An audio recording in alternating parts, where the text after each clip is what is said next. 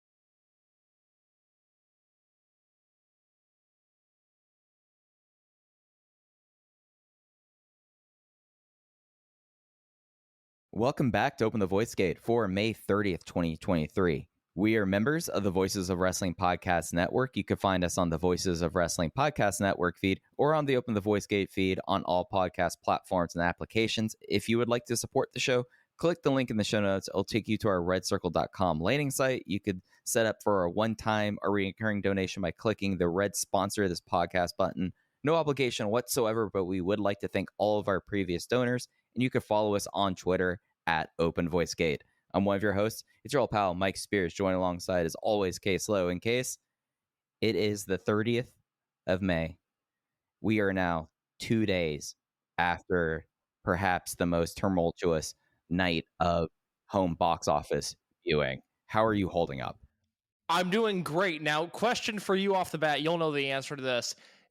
Obviously, HBO Max, which was HBO Go, which I think also had a brief phase as HBO Now, is Max.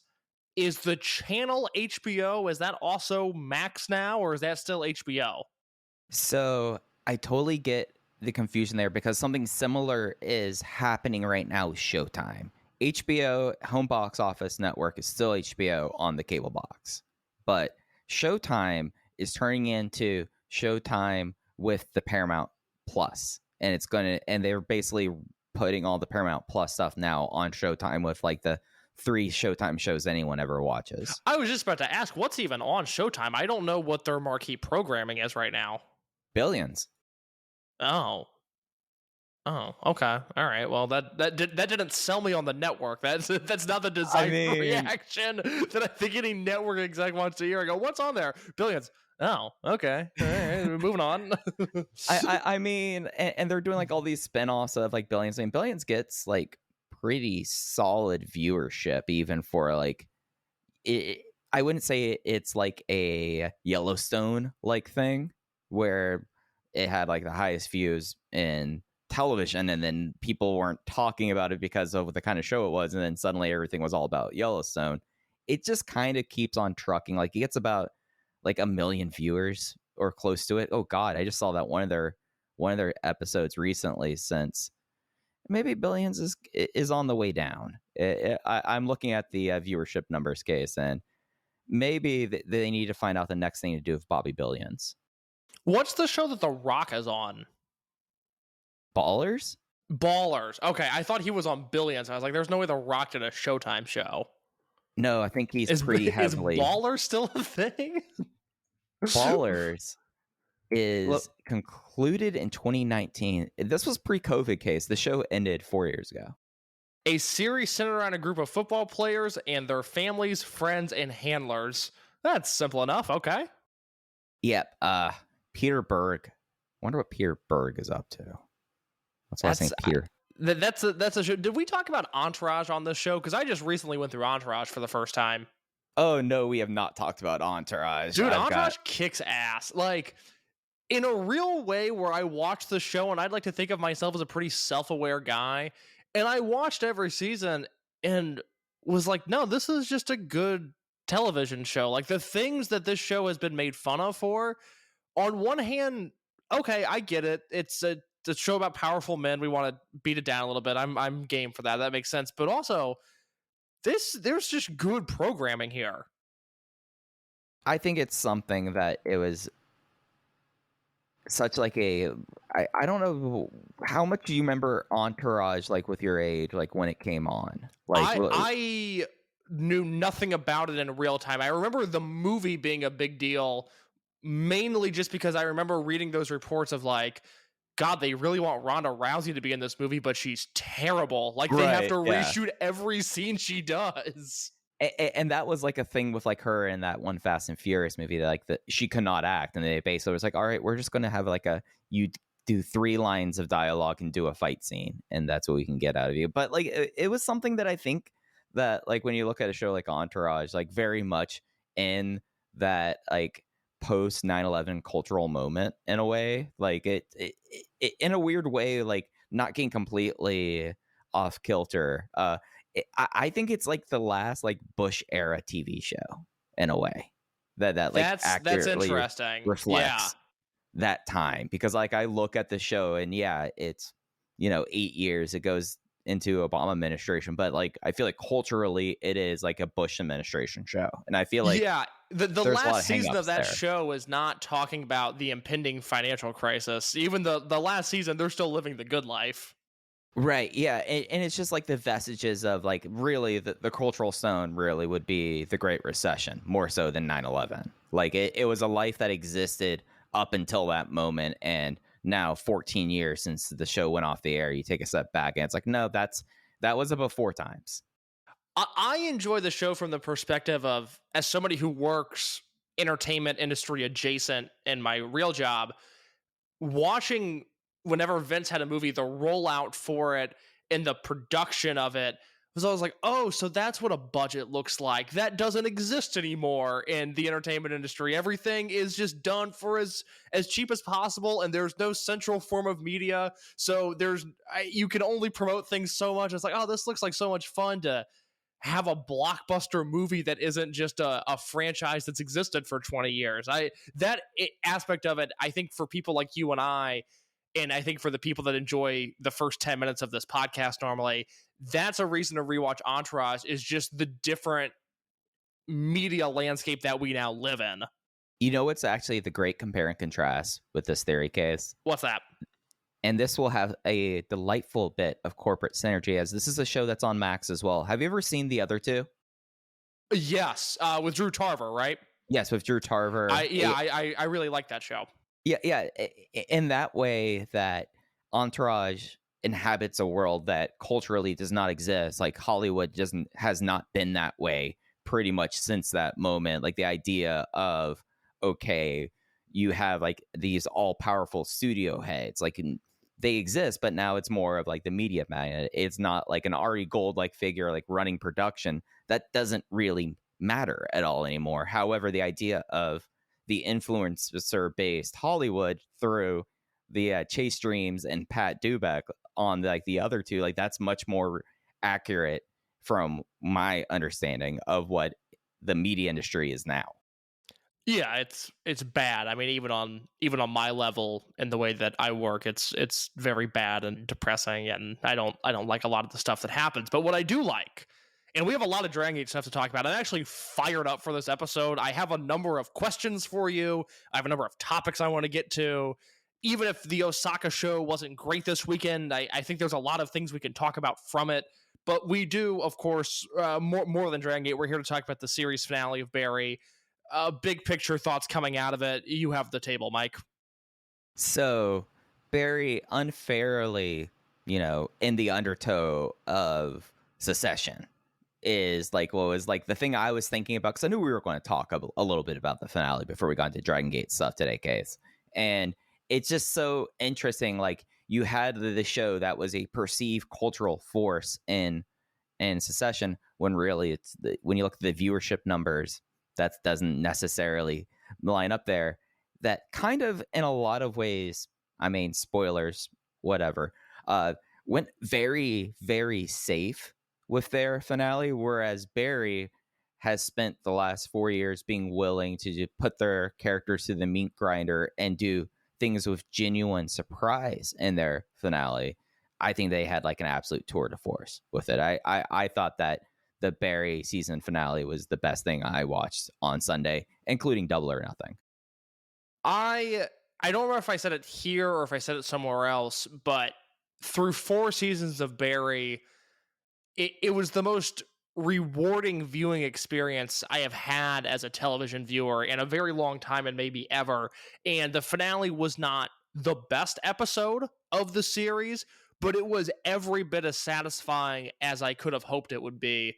Really not knowing what was going to happen with Fuchs, the rare interactions that we got between Hank and Sally, I thought those were riveting.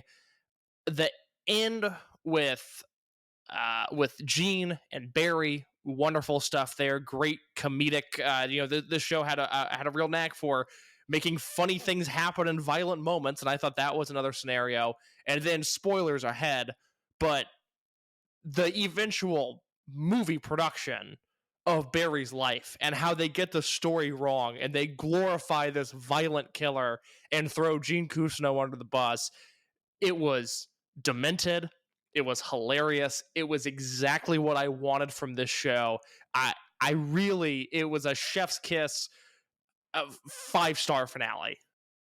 Yeah, I think the best episode of the show was Ronnie Lily, the episode where Barry tries to kill a Taekwondo master. Yeah, that is certainly that was the peak of that show from a cultural standpoint. I think people really latched onto that as the episode, which is funny because I always liked the episode before it a little bit more, where Barry confronts Sally's ex and accidentally almost shoots Sally in the hotel room. And then there's the great scene with Detective John Locke, and he gets Barry in the hotel room and is recording Barry and Fuchs' conversation. And it looks like this, another one of those moments where it looks like Barry is out of luck and that his diabolical ways are going to stop here. And then the detective turns around and goes, "You got to kill the guy that's sleeping with my wife, and I'll let all of this go." And when that happened in real time, it was the biggest. The episode is called "What?" because that's what Barry yells at the end of it. And I'm on my couch going, "What the fuck? Like, how did they just do this? This is demented." Yeah, and by like having these turns early in the show, it then enables you to like just compare, contrast. Secession, everything was kind of on rails, Case, were you much of a Secession watcher? I've never seen it. I'm gonna go back hopefully very soon and just watch it all from the beginning. It's always a show that's looked very interesting to me. I've just never sat down and watched it.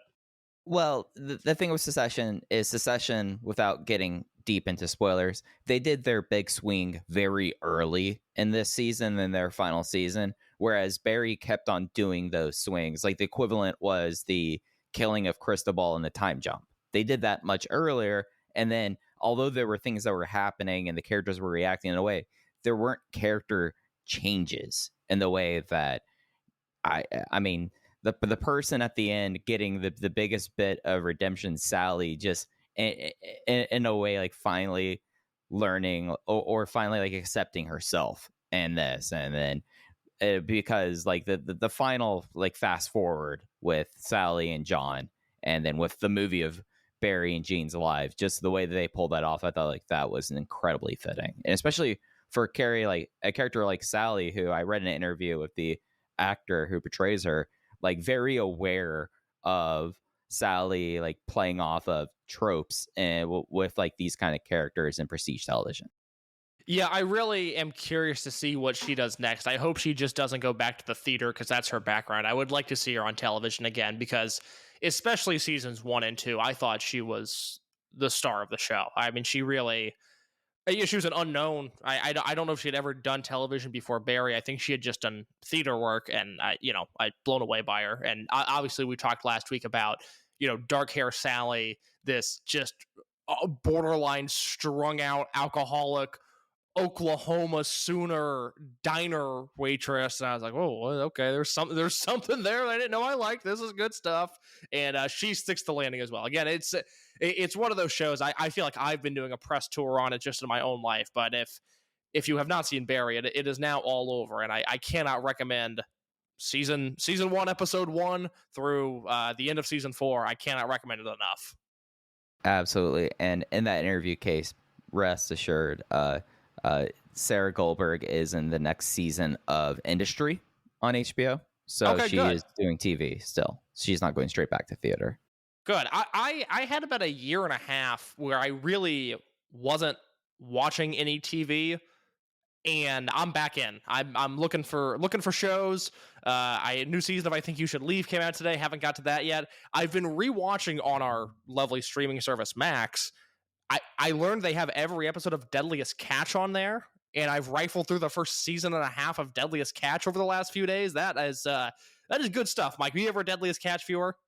I feel like that there was a time that everyone was a Deadliest Catch viewer. Yeah, that's kind of my thought, and I don't know ratings wise, if it was a giant hit for Discovery, but I watched it in real time for a few years with my parents, and now going back, I'm a little shocked at how much crab fishing knowledge I retained. I'm like following this show pretty closely, even though these episodes happened at this point almost 20 years ago.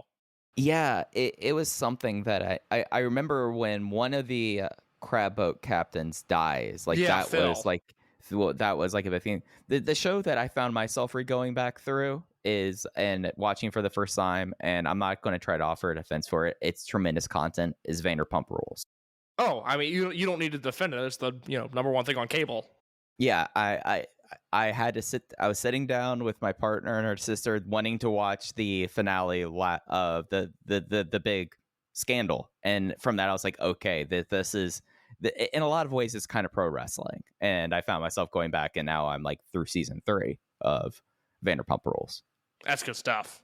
Yep. But it's also good stuff, Case. We have a main event. We are 4 weeks out from Dragongate's biggest show of the year, Kobe World Pro Wrestling Festival 2023 on July 2nd. And we've been speculating really since Dead or Alive what will be the main event in this non-traditional 2023. Well, after the main event of Dragon Gate show in Osaka on Sunday, the main event being D Courage versus Gold Class, Madoka Kikuta nominated his challenger for Kobe World. In Case, I'm going to give you the floor now. You called this one.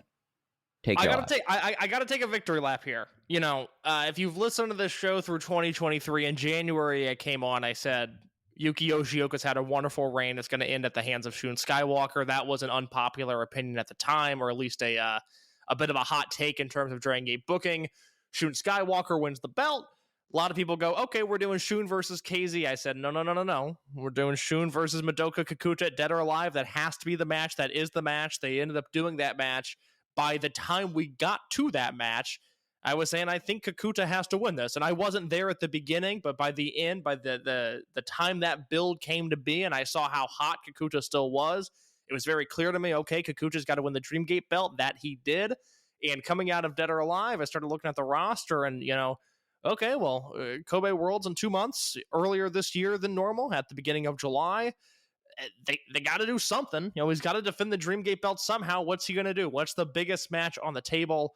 And it became very obvious to me, especially after the post-main event promo at Dead or Alive when they nominated the new Big Six. Obviously, Yamato was not included in that. And I thought, God, I think they're going to do Kikuta versus Yoshioka. And they are. They are going to do that July 2nd Kobe World Hall main event of the biggest show of the year. I think it's the biggest match Dragongate has with their current roster. Let me ask you, how do you feel about the way they got to it with Kikuta challenging Yoshioka? The way I laid this out, the way that I thought it would happen, it would be Yoshioka stepping up to the plate and going heel-ish against his partner Kikuta. Not the case here. Kikuta says, I want a challenger and I want it to be Yuki Yoshioka. I'm of two minds because you're absolutely right. Unequivocally, unless they were going to see if Mr. Nakamori was willing to pony up for Shingo again, this was the biggest match they could do. Like, I know last week I came in here with my Galaxy Brain idea, which I admitted that was like 1 in 100, but it was honestly really like 1 in 1,000 shot of having just the Big Six do it. They kind of had to get to this point with Yoshioka and Kikuta, and I guess I'm a little dissatisfied. Not negative about it, that this is the match. This had to be the match. But just have it, I guess it's on trend with how Kikuta has been as Dreamgate champion, that, of course, he nominated the new Big Six. He's going to name his challenger. That just seems to be the tenor of how he's treating the Dreamgate run. But would I have liked maybe something to happen that Yoshioka was the one that goes like, no, I have a reason now. I want a Dreamgate match against you. I feel like that would have been a little bit more heated and provide a little bit more stakes than what we have now. I am not fully there. I see your point. The thing with this match is the build is simply announcing the match. To me, that's big enough to, I'm not going to say fill the building. I don't know what capacity is in Kobe Hall at this current point in time with the way the industry is. I do think that by itself, that match existing as a draw. We've obviously seen throughout the years headlining Kobe World. You think about Shima versus Shingo and Hulk versus Yamato and Yamato versus Shingo and Pac versus Benkei. In some of these matches that have had these grandiose builds, and I'm not going to say they've needed them, but the story called for a quest, if you will, a journey to get to that point with this being the final destination. I think with Kikuta versus Yoshioka, the company is going to reap rewards heading out of Kobe World. This is a promotion so often that they do a good job of getting to the dance. Kobe World, the main event, feels right and it feels justified and it feels big. And then we go through an awkward August and we go through a troubling September. And then we kind of have to heat things back up October, November, December because there's all these big shows. I think this is one where the match on the surface, and again, I would have preferred Yoshioka laid out the challenge instead of Kikuta, but I don't know if that's going to matter in the grand scheme of things. I do think the match is big enough. Again, I think it's the biggest match the company has to simply announcing that's going to get people to buy tickets. And I think it's one of those where, it's not the explosion. We're lighting the fuse with Kikuta versus Yoshioka, and I think the dynamite is going to come into the summer and autumn months. Yeah, and with the schedule being this way, I think that's appropriate to really look at hitting your August and into Dangerous Gate and then the hot season. Setting it up this way makes sense with it, and it was also something that struck me during this main event. Just, I love D-Courage the way it is, but it was a big feeling of, we've seen a lot of these kind of matchups, and having Yoshioka in this main event and having this lay the groundwork for the fall might provide a little bit more intrigue in the unit landscape as well. What do you think? This is jumping ahead. I wasn't gonna bring this up so early, but you kind of threw it out there. What do you think they do with Dragon Daya at Kobe World? I have an idea, but I want to know just off the top of your head if there's a clear direction for him. I don't necessarily know if there's a clear-cut fashion for him or fashion to get him into the whatever's happening with Kikuta and Yoshioka. I think you have to kind of just say like, okay, unless they're going to go like, is this going to tear apart the trio? You just don't need involvement with that. I kind of see Daya in a likely scenario where whatever like outsider match they're going to have, where it's like going to be like Yamato, Dragongate, and Daya versus Masato Tanaka and two others. You know, like I kind of feel like that's where it's kind of positioning him for Kobe World, at least.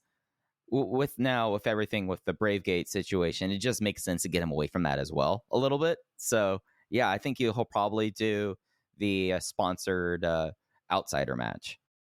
Can I throw a scenario at you that I think is less fantasy booking than it might seem? I think there's some hashtag facts and logic and reasoning behind what I'm about to lay out. All right, lay it out for me. Cork and Hall, and we'll do a full Cork and preview at the end of this podcast because I have some thoughts on those shows and the unfortunate Kobe Sambo Hall show that's coming up at the end of this week. But the two matches Daya's in, it's Kikuta, Yoshioka, and Daya versus Yamato, Dragongate, and Doi. That's the main event of the June 1st show on Thursday. And then match 5 on the Friday, June 2nd show, it's Kikuta and Dragongate versus Yoshioka and Daya. You and I last year really hammered home the point, especially towards the end of the calendar year, that this is a promotion that is currently revolving around D-Courage. And these are the main characters. These are the guys that matter. These are the people selling merchandise. And seemingly these are the most over people in the building. Is there a chance that we get Dragon versus Dragon, Daya versus Kid at Kobe World to really hammer home just the heavy emphasis on D-Courage running this place now? I think that there's potential there. The thing that that seems like would deviate from how booking has been is you would have basically two big face versus face matches. They're basically Kikuta saying, "Hey, I've got to get through you, Yoshioka. I'm choosing you," and then Kid going up against his protege. I don't know if you want to have that kind of style thing for your non-title singles match on the show, because there will probably be a special singles match. I don't know if Kid Daya is that exactly. Well, it seems like Strong Machine J versus Shun is going to be that in some capacity. Whether that is the singles match or a singles match, I don't know, but it certainly seems like we're going in that direction. Right. So Daya is in such an interesting spot because he just lost the Bravegate match to Jason, and that makes all of this not more complicated, but just a little weird, because under the scenario, you go, well, God, you know, wouldn't it be great if we're going under the assumption that this company is essentially run by D-Courage, these are the biggest stars, you do the D-Courage main event, you do Daya versus Jason for the Bravegate belt, and boom, there's two matches on Kobe World, but they can't do that. Daya just lost a Bravegate match. Yeah, so that's why I think that I get your scenario. I still really think that he's going to get paired into whatever is going to be like Dragongate versus Outside. Yeah, whatever the LEC sponsored match is. Yeah, and it's something where we're almost to a point now where with Daya, and this is probably a deeper discussion, not really for this week, where I wonder what the next step is for him, because I don't know. Somehow in 16 months, I don't know how much he has really left in this babyface run. And I don't think, and it's going to be so hard to turn him. The next step for Dragon Daya, I think, is going to be incredibly fascinating. Is the next step for him teaming with Dragon Kid? Because they certainly have chemistry as a tandem. Unless it's like a permanent building a unit around it. You've just had them have that Rey de Parejas run, and they weren't really doing anything out of that. Like there was no indication coming out of that run that Double Dragon was going to be a Twingate fixture. Yeah. Let me throw this at you again as I kind of look for ways that they can build on this Dreamgate match. You know, the match is there, it's official. Again, I think that in itself, in terms of name value, I think is big for Dragon Gate. I'm a little surprised to see Kikuta and Yoshioka teaming as much as they are. They have the main event on that June 1st Kobe show. They are wrestling one another on the June 2nd one. And then if you look at the Kobe Sambo Hall show, the main event is once again D-Courage versus Natural Vibes, in a match that feels a little inconspicuous. I mean, you know, it's KZ and Shimizu and Jason. Those are big names, but it's a D-Courage versus Vibes match on your go-home Kobe show before a World, and it seems a little pointless. Is there a chance that there's an angle hiding beneath our nose right now, and that the people listening to this podcast before the Cork and Hall shows, maybe they're tipped off to this? Are we sure D-Courage, as we know it, these three men, exist a month from now? Is there a chance that everything is thrown into chaos and that Yoshioka splits from the group? We have to reshuffle the Kobe card. We have to reshuffle everything going forward, and they don't make this a unit versus unit match. I think there's a potential of that, but I just, like, with the way that's led up and with the 4 weeks lead time, really, I just think that you don't have enough time to really hash that out, especially with how the June schedule is so front loaded. I don't think you're really going to be wanting to put together like high profile matches in 2 weeks in Fukuoka. Like, that's their last TV before Kobe World. So I don't know. Oh, it looks like, you know, there might be a Kobe show. It looks like that Saturday, July 1st at the Art Center, which is that other Kobe building. It looks like they might have a show there. Yeah, and they are selling tickets for that, and that's not the PR show that they always do. They have a separate listing for that. Yeah. So look, it's not what I would do, because you're right. It's just, that's a little too much commotion. That's almost overcompensating for the lack of a build for this match as we know it now. I'm you know, quite frankly, a little surprised at how weak that Kobe lineup is. And the main event of that show is such a nothing match. God help us if they decide to, you know, lump Shimizu in there somehow. I don't think that's going to happen, but he is in the main event, so we can't rule it out. It just, it all seems like the Kobe show seems so meaningless that I almost think, are we sure that's what they're going to do? Are we sure there's not a secret card in GM Ryo Saito's desk right now that is the actual show, because they're going to shake things up after Korakuen? Yeah, it's such like, we grow so accustomed to a natural rhythm with how Junes and Mays usually are, that now I think it's natural for us to constantly have our eyebrow raised at nearly everything that is happening. At least, you know, I'm of the belief that we might have a little bit more of a more regular schedule, or at least normal in the sense that we might be getting King of Gate later. But it's something that, like, just this Kobe card is really kind of conspicuous. And also, I mean, I'm looking at this Royal Sambo and Diamante being in there. I'm wondering if that's where they finally have Ultimo come back. Oh, that's not a bad shout there. So we've got the main event set. D-Courage versus D-Courage for now. Yoshioka versus Kikuta. My guy went into the old history textbooks, the old Dragongate Research 101. And my studies revealed that there are 10 same unit Dreamgate matches in the history of Dragongate. And Dragongate specifically, obviously, because the Dreamgate belt only existed here. I'm explaining that to myself right now, even though I'm realizing I don't need to. I have 10 matches listed here. I'd like to quiz you and see how many you can get, okay? All right, let's do this. You have the floor. You list them. Is that the way we want to do this? I guess we could have talked about this beforehand. I think you should just go ahead and try to list as many as you can, and then I'll tell you the ones you don't get. Yep, let's operate with that. So I believe the most recent one was Yamato versus BB Hulk. It was not the most recent one. That is one on the list. I'm going to give you a point. I will tell you the most recent one, I think, is the most difficult one on this list to get. It kind of shocked my system when I realized, oh, that's on this list, I guess.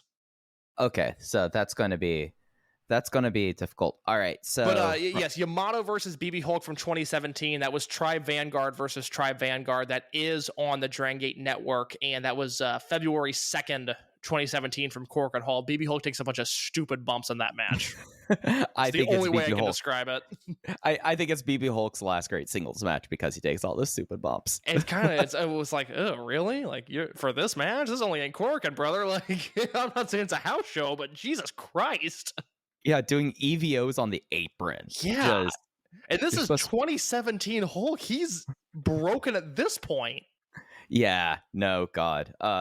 Of course, Dangerous Gate 2015, Masato Yoshino and Shingo Takagi, Monster Express. Yep, that is Monster Express versus Monster Express. That leads to Shingo turning heel at the end of the match, forming the unit that would be known as Berserk, but at the time it was Monster Express versus Monster Express. I don't remember. This should be around 2008 with this one. I'm not certain. Susumu versus Shingo, both in Typhoon, very briefly together. Oh, you might have found one that I gotta look for that now, because Shingo and Typhoon is not a thing that really makes sense in my mind. It's not something I ever envision him doing. That would have been the end of 2008. That was what the Final Gate show that year. Or no, that was. But by that time, Shingo was already out of Typhoon. That I thought that was Gate of Destiny 2008. And what unit is Susumu in? Because Susumu might already be in Real Hazard at that time. I might be wrong on that. You found one that is not on my list, because if you look at Cage Match, Saito is very much a member of Typhoon through the end of 2008, and they have a match listed here. The go-home match for this show, there's a 6-man where Shingo teams with Anthony W. Mori and Dragon Kid, and that is obviously Typhoon. And so that would put Shingo versus Susumu 2008 as Typhoon versus Typhoon. Son of a bitch, you found one not on my list. I didn't think I did. I did not think I did. Gosh. Shingo and Typhoon doesn't make any sense to me. That's not something I ever think about. And that was part of the storyline, was getting him out of Typhoon. Like, they made like the deal. Yeah, because that, he's gone. Because Kamikaze, which hint, Kamikaze forms right after. Yep, and that was the next one I was going to name, Shingo Takagi versus Taku Iwasa. Shingo versus Iwasa is... Well, that's not a Dreamgate match. I thought that was a Dreamgate match. Iwasa was going for the Dreamgate. Fuck, we're gonna have to bail on this whole segment if this was a Dreamgate match. Hold on. I don't remember Iwasa. No, I was wrong. I was wrong on this one. Thank God. Oh, thank God. That Mike was Doi. wrong. Mike was wrong. That's not that. Doi and Yoshino have done it. I know they did it in World 1. That is the Discord Dragongate match of the week this week. Thank you, Angry216, for continuing to keep that alive. That is such a great idea. And yes, June 11th, 2009, Doi versus Yoshino, World 1 collides. They have one more. Can you think of the unit that Doi and Yoshino would have wrestled for the Dreamgate belt under the same unit? Gosh. Well, it would have had to be really when Yoshino had the belt. Yeah, I'm doing this in my head right now. And Doi does not challenge again after that run while Yoshino is champion in 2009-2010. So it's not that one. They are not in Junction 3, and there's not a lot of overlap there with Yoshino's run with that. Maximum? Yep. Oh, God, I've completely... You heard me work it out in my head. I was like, well, it has to be... At a certain point, I was like, World 1 International, not long enough. And Yeah, Maximum. Okay. Yeah, Dangerous Gate 2018. That is the show where Kazuma Sakamoto debuted. That is a Dragon Kid versus Eita Brave Gate match. And one of my favorite Twin Gate matches of all time, BB Hulk and Yamato versus Mochizuki and Shun Skywalker. But the main event was Maximum versus Maximum, Yoshino versus Doi. You've got 4 right now, plus a bonus one of Shingo versus Susumu, which I did not catch in my research. I'm going to circle back to Kamikaze for a second. I think you can get this one, and it's a match that I want to talk about after we get through this list. Kamikaze versus Kamikaze. What was the Dreamgate match? It would have had to be Shingo versus Yamato, right? Yes, yeah. Dead or Alive 2010. All right, so that's 6 right there. Yeah. You got 6 out of 11 technically. Yeah, gosh. Would you count did Shima ever defend against Magdu Kishiwada when they were both in Blood Generation? They didn't, but there's a Shima match on this list. It's the first one I have on record. It's a Shima Typhoon match. Shima Typhoon match. God, right Typhoon before he got hurt. Yeah, gosh. Typhoon. That would have been the real old heads threat of doing a throwback episode, not Over Generation. Typhoon would be the one to do with this. Yeah, because apparently fucking Shingo was in Typhoon. Yeah, no, it wasn't long. It was not long. Was it? I'm gonna have to tap here. I cannot think of any more. That's okay. I'm gonna give you the unit on the rest of these. I'll see if you can get it. Shingo versus Ryo Saito, April 27th, 2008. I forgot that Ryo Saito was in Typhoon. I thought it's weird. That's actually probably the figurehead of Typhoon for me. That's a unit I always picture him in. I always see it as Shima because Shima was pitched Typhoon as like the all-star game, the unit, because you had Shima coming in representing like Blood Generation, and you had Susumu coming in representing Doofixer and M2K, and it just was like supposed to be this big like joint unit, like the creme of the creme. So I always thought it was like Shima, not Saito, but I mean Shima got so seriously hurt that at the end of the day it kind of is Saito for most of it. I've got another World 1 match in here. Can you think of the other World 1 Dreamgate match? You've got Doi versus Classic. Yoshino. World 1 Classic, right? Yes, yeah, silver and gold. Silver and gold. Was there? Oh, there was Doi and Hulk. Yep. Yeah, that was November 23rd, 2009. I really like that match. You nailed one Monster Express match. There's 2 more, though. There were 3 total Monster Express versus Monster Express matches for the Dreamgate belt, which weirdly I think defines that unit. Well, because you said this now, I remember like the most like the one that's the most unique, and that's Ricochet and Uhaa Nation. And who did Ricochet win the belt from? He won the belt from Masato Yoshino. Those are the 2 other Monster Express matches. All right, I'm going to give you one more second to think about this. You've got all of them, but the most recent same unit versus same unit Dreamgate match. Rack your brain. Think about the most recent Dreamgate champions. Who might it have been? Oh boy. So obviously not Kikuta. Shun had too short of a run. Yoshioka was trying to face old demons. Yamato Benkei high end. Yamato Benkei high end. That was 2020. Son of a bitch. I forgot another one. All right, that's on the list. That is the most recent one. I was thinking of Doi versus Susumu from 2020. Yeah, and that's like the tricky one because that's a Torimon generation. Yep. All right. Well, that segment didn't go the way I wanted it to. Mike found 2 more that I forgot about, but nevertheless, the whole point of this exercise was to say that Dreamgate matches between same unit guys have happened before, and I specifically want to look at Shingo versus Yamato from 2010 because I think that, and you tell me if I'm wrong, that's probably the closest comp we have to this match, a real 1A versus 1B sort of matchup between guys in the same unit where it's not, Ricochet versus Uhaa, let's say, where one is clearly ranked ahead of the other. It's Yamato versus Shingo, and at the time they were, I feel, on the same level, and I think Yoshioka and Kikuta are in that predicament now. And you have like a similarity there that you had Yamato getting this title shot. This was This was a title change, right? No, well, Yamato won the belt from Doi. This was his first defense because this is Okay, that's right. This is when they did King of Gate in April. So Yamato wins the belt, and then Shingo wins King of Gate right after, and that's what leads to this match. Okay, so look, like drawing direct parallels here, you kind of have this makes sense. First defense, first defense for Yamato with Shingo. First defense for Yoshioka is going to be, or for Kikuta is going to be Yoshioka.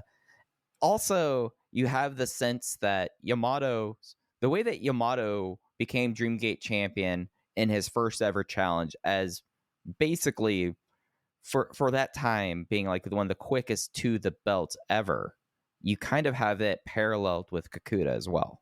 There's a lot of ways this lines up. Yeah, this lines up in a lot of different ways, and I think it's going to be one of those deals where, if you look at the build to Shingo versus Yamato, they're actually largely kept apart. Once Shingo wins King of Gate, there's one Kamikaze versus Kamikaze tag where they did Shingo and Cyberkong versus Tozawa and Yamato in Aichi a month before Dead or Alive. So they do the hometown build there, but they don't touch again. That match was April 16th. Obviously, Dead or Alive was May 5th. They don't touch in the interim. They're not in any of the same matches with one another. And then coming out of Kikuta versus Yoshioka, there's two ways they can go. D-Courage can continue as is, or we might see some friction between the unit. I think Yoshioka could go heel starting July of 2023. It would not shock me. But Kamikaze stayed together. And a month after that Dreamgate match, Shingo and Yamato are with Kagetora, and they lose a Triangle Gate challenge to, at the time, Warriors of Shima, Gamma, and Genki. So there's a lot of similarities here in the build, and I think we'll see a lot of similarities possibly in the fallout if they decide to stay together. Because that's an interesting thing with D-Courage.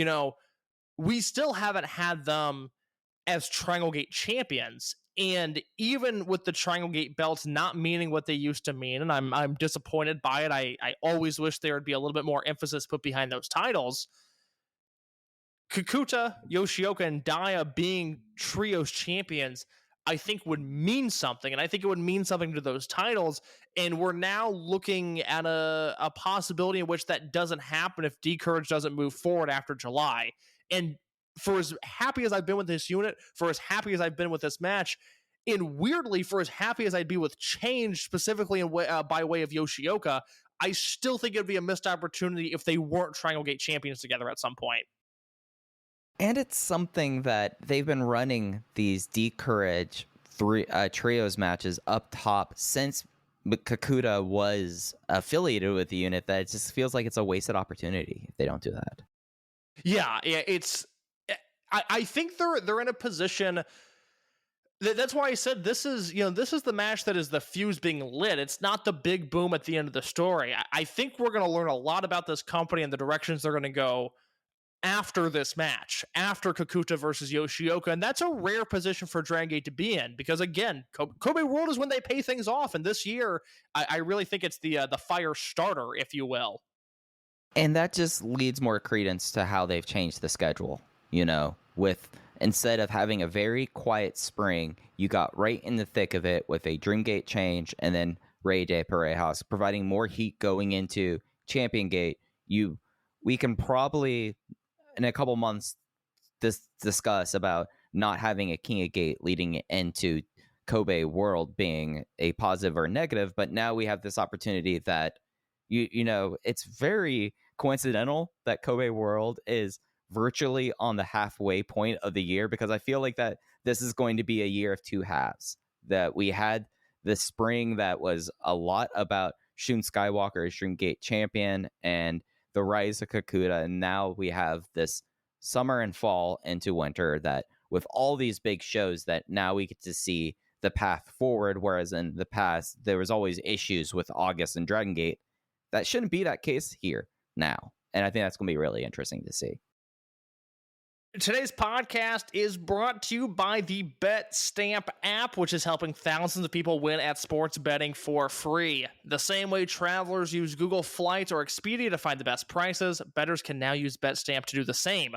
When you place a bet, the odds given by a sportsbook will determine how much you can possibly win.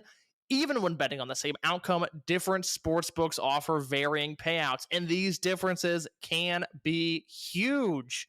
Thankfully, BetStamp allows you to easily line shop for the most profitable odds across all sportsbooks. You can click on any matchup and instantly see all the different odds for game lines, player props, and even future bets. Line shopping is the simplest way to find an edge in sports betting and maximize your choices and chances of winning long term. On average, BetStamp users win an extra $1,000 yearly just by line shopping. You can find the BetStamp app on the Apple iOS Store, Google Play Store, or through your browser at www.betstamp.app. To access all these benefits, sign up using promo code VOW and start your journey to successful sports betting today. If you forget to use the code upon sign up, you can always enter our code in your BetStamp account settings afterwards. Go check it out. So we came out of this big weekend in Osaka, the show at the end of May, and Case, we had kind of a remarkable attendance number, as it was 831, a number that I know you have. You look this stuff up. You're someone that's really on the pulse of this.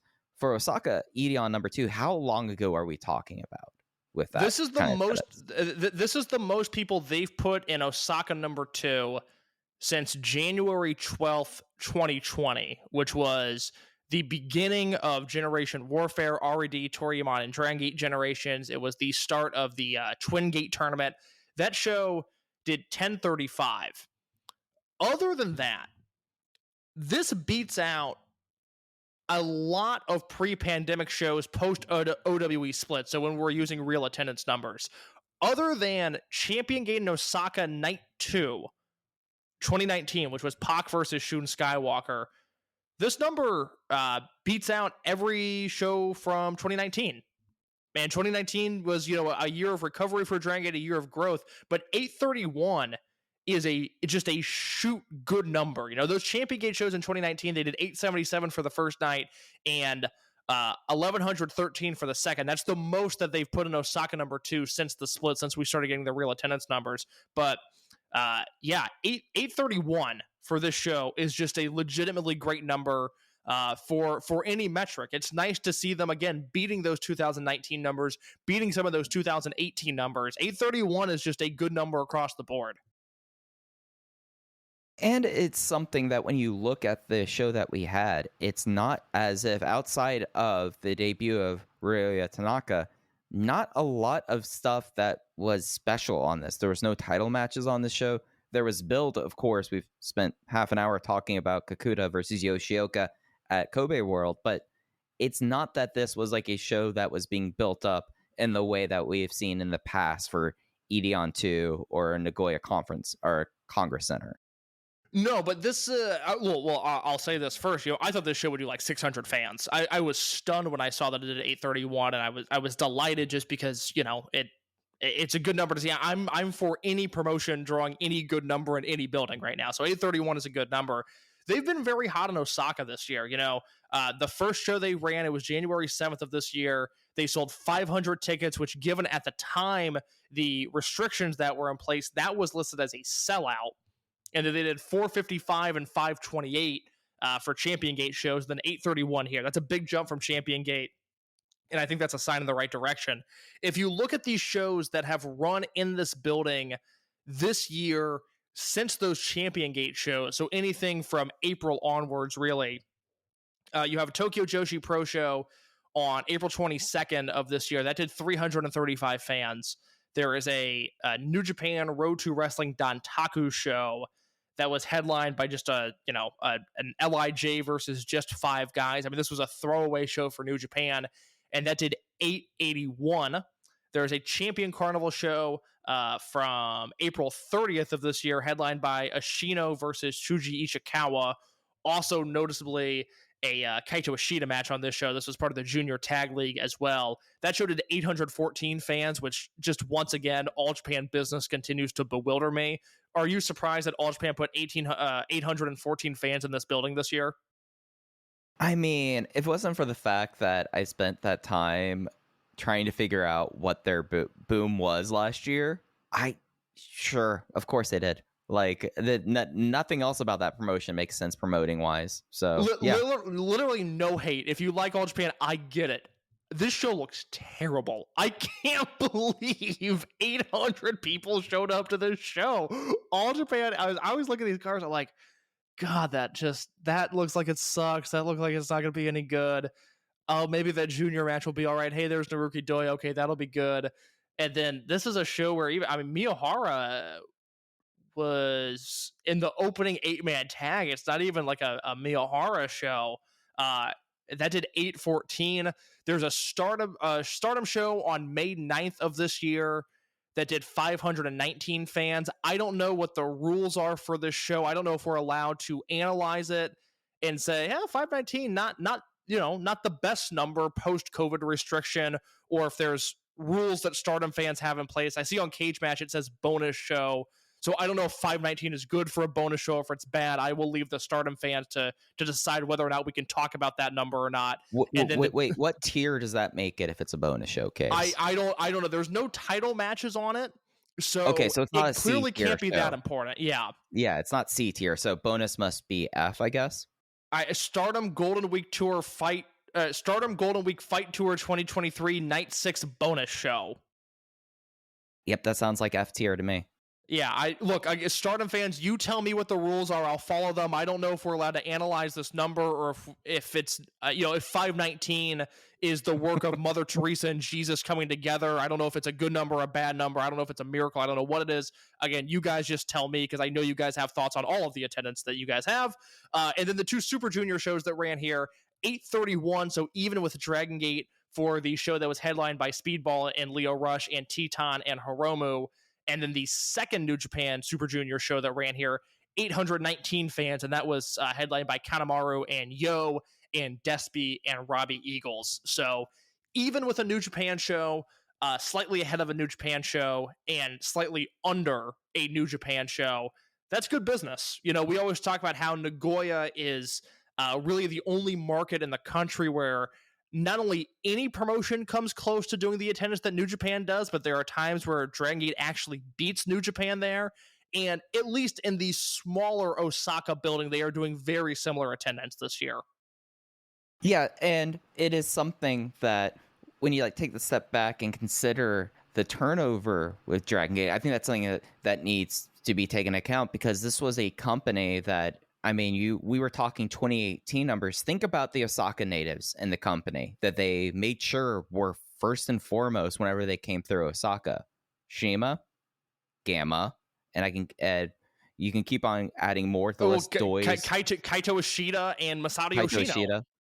Well, Yoshino's from suburb. I was about to say that, yeah, he's from Higashi, Osaka. But you had all these people there that if you've picked up one thing from Open the Voice Gate for the last 24 months, it is how much importance Dragongate puts on hometown guys coming into their towns and performing in front of families, friends, neighbors, people, and townspeople. They don't have that as much anymore. I'll run through this January 12th, 2020 Osaka show. Like I said, this did 1035. Prior to this weekend shows, I guess this is still the most people that Dragongate has had in the building since this show.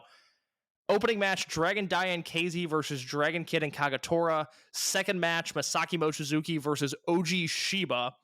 Third match, Kaisuke Ikuta and Yuki Yoshioka versus Gamma, Martin Kirby, and Mondai Ryu. Fourth match, BB Hulk and Kazuma Sakamoto versus Genki Horiguchi and Ryo Saito. Match after that, Hyo, Kaito Shida, and Takashi Yoshida versus Don Fuji, Naruki Doi, and Ultimo Dragon. Your semi-main event, Masato Yoshino and Susumu Yokosuka versus Jason Lee and Yosuke Santa Maria. In your main event, Ben-K and Yamato versus Big R Shimizu and Eita. This is just a different promotion than the one we're watching now. Yeah, and I think that seeing how everything has changed and how, you look at this show and the only really promoted thing was a rookie debut, it smacks you in the face how different it is.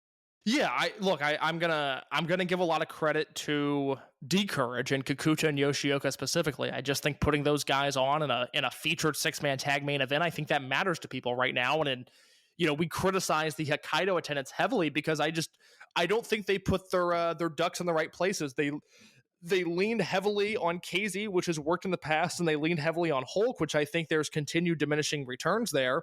And the best show of the tour was the one that had D'Courage guys in a big match, and I think we'll continue to see that going forward. I'm really curious to see what these Cork and attendance numbers look like, especially that first night where it's D'Courage versus Yamato, Doi, and Dragon Kid, because that's a match that I would certainly hope that 1,200, 1,300 buy tickets to that show. Yeah, it's going to be interesting to see how this works as they turn the calendar. I look at this and I look at the show schedule case, and I know that we've started this countdown like last month, but there's only 1, 2, 3. And then YouTube uploads 3 more shows after these Tokyo ones. Yeah, no, Kobe World's coming up fast.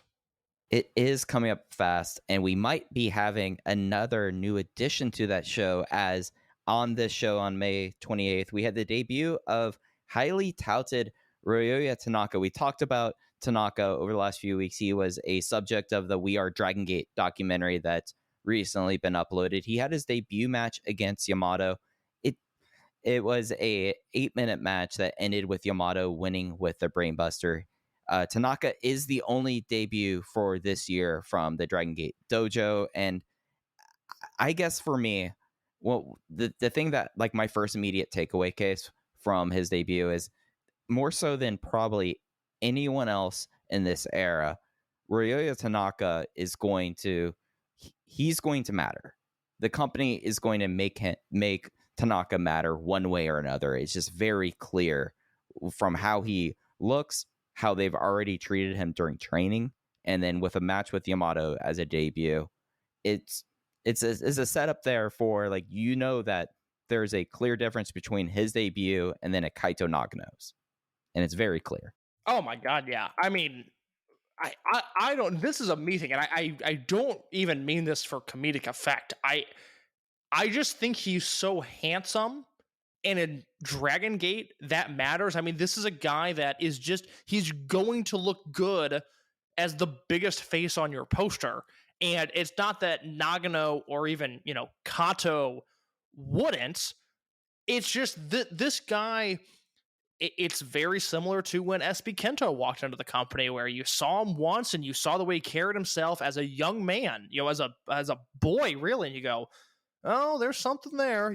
I've seen enough of these Dragon Gate rookies come along where, you have your guys that never make it, you have your guys that surprise you, and you have your guys that are primed and ready for match one. And I think that's a very short list. I think you could put Al Lindemann on that list. I think you could put SB Kento on that list. I think you could put Yuki Yoshioka on that list. And I think you've got to put Tanaka on that list. This was an incredibly impressive debut. I think there are actually some people on the Discord, the Voices of Wrestling Discord, the Dragon Gate channel, that are a little higher on it than I am. I mean, I loved this match, but there are people raving about his debut performance. Yeah, I think I'm more with you than the Discord consensus.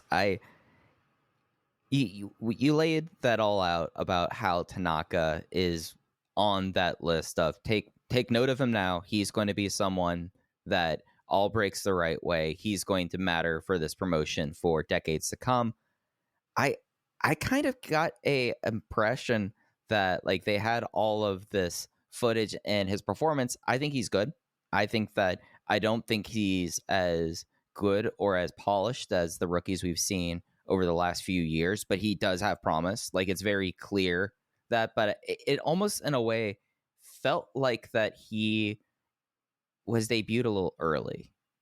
Did you get that impression? Like it felt like it wasn't that he was bad. It just was things he don't usually have. We have not seen recently with these rookie debuts. Just in terms of his in-ring performance or the presentation of it?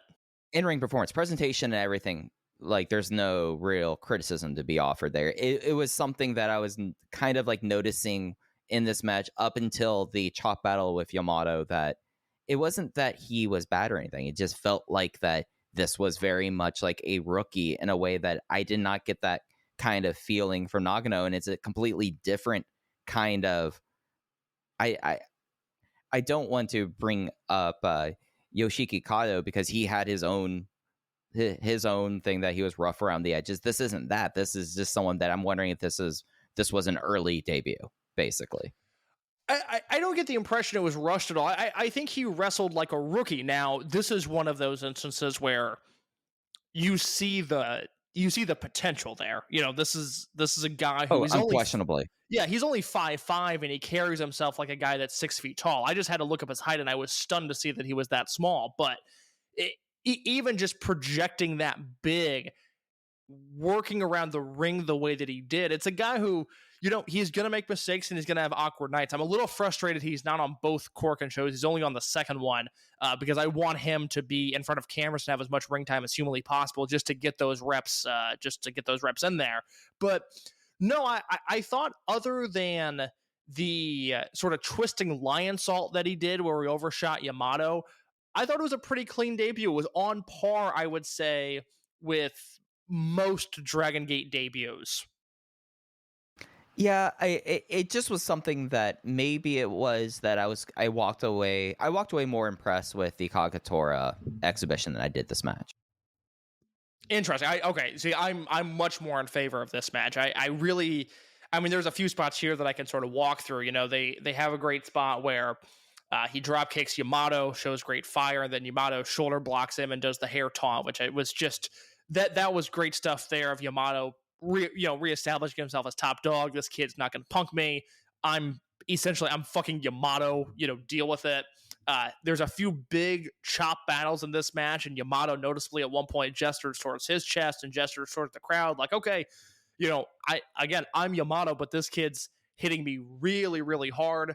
There's a great step up crossbody into a drop kick spot from Tanaka. That gets a big reaction. There's a second chop battle. There's the springboard sort of Arabian press arm drag thing that he did, and that's not all the way there, but you give him a month in the Dragon Gate system, he's going to start hitting that super clean, I think.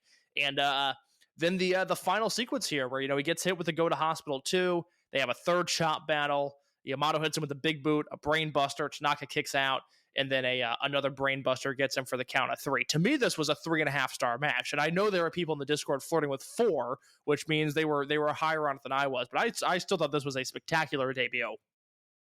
So I was 3.5 stars too, which I know I gave the impression that I was you're pretty a big down. Old grump. Yeah, big old grump. 3.5 stars. I guess the point I was trying to make a little, and maybe I'll give it another pass, and maybe it becomes a little bit more clear. He is going to be someone that wherever he is in his development, I think he's going to grow exponentially. I just kind of, it's one of those things that everything is there. I just don't think it's there yet. Enric. I don't know if this is something that the company cares about. I get the impression that they do, but I'm never able to ignore the fact that he was featured in that This Is Dragon Gate documentary. Right. And I don't know if you think this way, but if I was in a position where I had this archived footage of this child trying out and receiving his contract on camera for my company, I would do everything I can to make that footage as valuable as humanly possible. And I think they have that mindset. And I think Tanaka's going to be a guy that you're going to see that footage of him in the empty Kobe Sambo Hall with Yamato and with Kagetora, getting beat up, doing the practice matches. I believe, again, the documentary is not translated, unfortunately, but getting word that he was going to go into the dojo and train to make his debut. All of that is in this documentary. And that just seems like something that can't be ignored. And on top of that, he's good looking. He's charismatic. Did his charisma jump out to you? Because it really jumped out to me. Oh, yeah, no. It's interesting that you brought up SB Kento and the height thing with his projection. Like, his physical charisma makes you have to check his height. Like, this is like the thing that I know Jay a couple of years ago was like, oh, if he was like 3 inches taller. I don't think Tanaka has that problem just because of his charisma. Yeah, I always say SB Kento. Like, when SB Kento was working in America and I had promoters reach out to me, they were like, okay, what's his deal? And I was like, he's Japanese Adam Cole. He's going to be immensely successful with the build he has now, but imagine him with 3 or 4 more inches to him. It would be game changing. He'd be the biggest star there is. And that Jay quote, that sticks with me. As I go throughout my day and I think about Dragon Gate stuff and I think about what to talk about with this podcast, Jay coming on the show in 2021 and saying if SB Kento was 3 inches taller, he probably would have already won the Dreamgate belt. That's I don't know why. Maybe this sounds over dramatic, but that is chilling to think about for some reason. Yeah, no, it certainly resonates with it. It was interesting to see how Yamato handled himself in this kind of role in this match. Did you have did it come off interesting to see not necessarily cranky vet Yamato, but this felt like a little bit of an evolution to him in this. I love this version of Yamato. This is kind of what I want from him, and maybe that's not a popular opinion if you're super into Yamato, but if you're not going to turn him heel, and I'm certainly open to that, but I don't think that's the direction they're going. To me, this is what I want Yamato wrestling Fuda. I want him wrestling Nagano. I want him wrestling Daiki. I want him wrestling Tanaka again. This is interesting to me. Let him cook with these young guys. Put him in environments that he's never been in before. We've never seen, I don't think anybody debut against Yamato, at least certainly not in a straight singles match. So to see him in this environment was great. I've seen Ace Yamato. I've seen Twin Gate Champion Yamato. I know what that looks like. I got it. I heard you. This is new Yamato. This is a fresh coat of paint. I really, really liked what he did here. And it's something that as Yamato has had this really different 2023, that this feels like a path forward that I know how much at least I get hyped for Yamato, Don Fuji kind of aspects in it. And whenever we see that matchup, whenever we see them teaming, I'm always know that I'm in for a good time, at least for that matchup. This feels a little bit with that maybe as former Ace, he has to carry himself one way. Now we're kind of getting to see a little bit of a goofy dickhead Yamato in this match. If he takes that forward, I'm really into it. Yeah, I'm really into this version of Yamato. It's why I'm in favor of him teaming with Doi when Doi's around and just sort of hanging out. I'll complain about Eita here in a minute because I have just a lot of questions over the existence of Eita at this point in his career. But this version of Yamato, assuming that it's not just this for forever, that eventually he will get back into unit play, which I think he will, I am all into... I don't know if I want to call it midlife crisis, but, sort of vacationing Yamato here. He's done his time. He's made a good living. He's kind of hanging out for a little bit, and he's earned that. And I'm very much into his in-ring approach when he's being this kind of guy. To me, this is far more interesting than outside of, again, Yamato and Doi is its own animal, but any other combination of a Yamato Twin Gate or Triangle Gate team, I don't care. I'm sure the matches will be fine, but this is an environment we've never seen him in before, and we've seen Yamato in a lot of environments. Yeah, and it's something that with the new Big Six, there was a very open question that we had about what does this mean for Yamato being the standard bearer of that generation. This is a path forward. I have a lot of time for this, especially if this means in a couple years, then we could talk about Yamato back in the Dreamgate picture, like real Dreamgate picture, not just one-off titles. This is a lot of fun, I think. And I also think it just makes Yamato, the big match Yamato wrestler, more exciting because now I go through this match where it's this undercard match, Yamato dominates, and I leave it going, oh, that's right, I really like Yamato, which is sometimes it fluctuates based on the last Yamato match that I watched. There are times where I go, God, this guy's an all-time great. He's such a genius. And there are times where I think, man, I could do without this for a while. Maybe he should hang out in Mexico or Texas or just go not here. But now I watch this match and then I see he's with Doi and Dragon Kid against D-Courage in the main event of Cork. And I go, well, son of a bitch, that's going to be a banger of a 6-man. And it's all because I was primed and ready for it with here. It makes the bigger Yamato matches more valuable. Whereas, for a decade, it's not that we've been beaten over the head with it. He's the biggest star of the company, and he's earned those main event spots, and he's earned that constant attention. But it's nice to not always have Yamato at the top of the card. This is a refreshing change. Yeah, it's absence makes the heart grow fonder. 100%, absolutely. And I think that would really help with Yamato, and I think that would also give us like just a little break. Just need a little break from him. Well, you brought up Eita before. I'm going to audible into this one. Yeah, please. So Eita appears on this Osaka show, was not advertised as an impromptu challenge, and comes out there, becomes the most popular person, everything we've said about Eita for the last 18 months, and then has what I would call a kind of bizarre match. So the match is Eita deciding to team with Takashi Yoshida and Mondai Ryu versus Kai, Hyo, and Ishin. Eita wins with an Imperial Uno on Hyo, and something about the attendance also, they did this without announcing Eita on the show. So Eita just showed up unannounced. That's a good point. I hadn't really thought about that, but you're right. Yeah, what is Eita? Well, I mean, what is this? You know, he comes in, he's the most over guy on the show, like you said, outside of maybe Kikuta. I'll push back on Kikuta just a little bit, but a 6-man tag with Problem Dragon and Takashi Yoshida?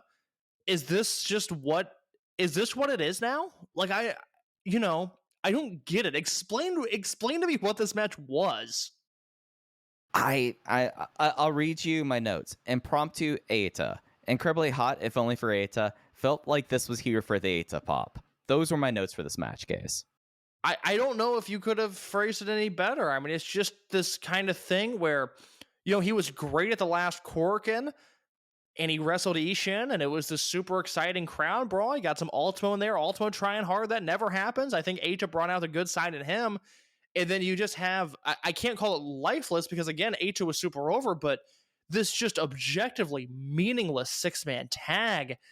And with so much interesting stuff happening in the company, between Shun and Strong Machine J and Kikuta and Yoshioka, and whatever's going on with this sort of freelance group of Doi and Kondo, you would hope that Eita would be in the mix in a meaningful way, and he's just not. And it almost, when he shows up now, it's more frustrating than it is a sign of relief, because I just look at this guy and I don't know what to do with him. I mean, let me ask you, in your perfect world, if you're handed the pencil right now from Ryo Saito, what purpose does Eita serve you? What is he doing now, and what ideally in a perfect world would you get from him? Well, assuming that I could only use him as a freelance wrestler, I would make sure I would promote his appearances and make sure I'd have the merch of this guy at the show, first and foremost. No, of course. Yeah, Look, I don't even mean this as a dig. Nobody can sell a t-shirt quite like Eita. We know that. Yeah, no. It's just like, hey, when you have that specific set of skills, you want to put them to best use. But it's difficult because he is clearly, I think this has been publicly stated, but if not, he's not an exclusive freelancer. He is a freelancer. He does not have any sort of Dragongate affiliation anymore. Yes. So that was confirmed by Jay the last time he was on here. Okay. So he has a different contract and he has a different working agreement with the company, whereas you can't use him in title matches, essentially. Or you can, but the company, if I would say well, I'm giving Eita the Dreamgate and he's getting a Dreamgate run, I don't think that President Kito would let me leave the office with the pencil. Right? Well, let me ask you a question. This is not rhetorical. This is for me and the audience to understand. Okay. He's probably on a closer deal to what Hiroshi Yamato was on than what Naruki Doi is currently on. Is that a good way to look at it? That is my impression of the situation. Okay, that's mine too. That makes sense to me. Yeah, so we're all on the same page about this. This is such a different company from when they put the belt on Liger as an outsider. So you would want to use him in the Dreamgate picture, but you can't. So what do you do with him? And that you can't really do a whole lot ultimately, but you can advertise him if he's going to be on your shows. And I'm stunned. It's a nice thing, and it gets people going oh, I should have gone because Eita would have been there, even though they didn't advertise him. That's a neat thing, but that's not always the best thing to be doing. You can't do a lot with him. It's difficult. Yeah, our dream unit of Eita essentially leading a lucha version of Mochizuki Dojo, that's not going to happen.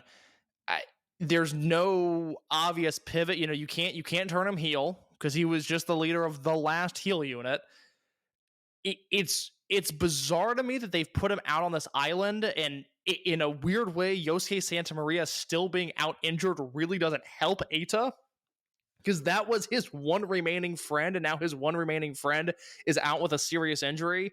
I don't. We're talking about this on Eita's, I think, 12th anniversary in wrestling is today, and he's in a weird spot. If he's happy in Noah, great. He's very over in Noah, even if the in-ring work is nowhere near the quality it is in Dragon Gate. He didn't bounce to New Japan for the Super Juniors tournament. He's not going to go to GLEAT. I don't think he's going to go to Mexico, based on things Jay said on this podcast. I don't know what you do with him. And it's something that it's very unique in the way that Doi, even though again Doi has his exclusive, or at least when I say exclusive, that essentially means that from my understanding, Dragon Gate gets first pick to dates. Yeah. But Doi, you have the fact that he was T2P, and Kondo T2P. Whenever Kenichiro Arai shows up every Tokyo, Toryumon original, and you have all of those people still around. Even you could always have Eric and team up with Dragon Gate. That's some old school original home army shit right there. Like you have those things, and we've talked about this a lot. Eita just does not have it. When Yosuke Santa Maria is your best option, the closest affiliation, you really don't have an affiliation. And then you're essentially like, how can you treat him more than a Hiroshi Yamato, someone who has basically the same kind of contract? I don't think it's possible to really do a whole lot more than they are, other than I would advertise him. I know I've said that a lot. I'm still kind of confounded that they had it, unless this was something that literally Eita was like, oh yeah, no, I'm in town, I'll come by. That's the only reason. I don't think that would surprise me. And I know nothing about Eita as a person, but he says the same, I can work today. That wouldn't surprise me if that's the level we're at with Eita. Right. So it's just, it's an awkward piece, and it's something that knowing, or at least having the impression that this Eita shoe is going to drop basically you don't have to be talking to people to sense something was up there but for like the last 15 months, you would think that there would be a way to kind of situate this better than having him basically have the 2022 he had on the way out. It does not feel like the most efficient use. Like, it's to the point where I'd almost rather Eita not be around, if that makes sense. Yeah, it's really, when you zoom out of this, when you don't just look at this from the Dragon Gate perspective, I have a hard time believing a guy with this much talent. And again, I feel like I should always mention his neck is in bad shape. He's not a healthy man for however old he is. And I'm trying to pull up his age here real quick. He was born in 33. I think he was born in 90. He was born in 91, October of 91. So he's 32 right now. God, Eita's only 32. What the fuck? It's a tough 12 years. He had a tough 12 years. Did not take very much time off. No. So he's 32. He doesn't move around great. I mean, he moves around great, but he's in pain. And if that's just being a Noah Jr., so be it. But it just seems like that is beneath him. And that is a shot at Noah just because of the way they handle their juniors, but it's really more of a compliment to Eita. This is a guy who, again, he's the biggest star in Dragon Gate other than Yamato and Kikuta, and I think he's on their level.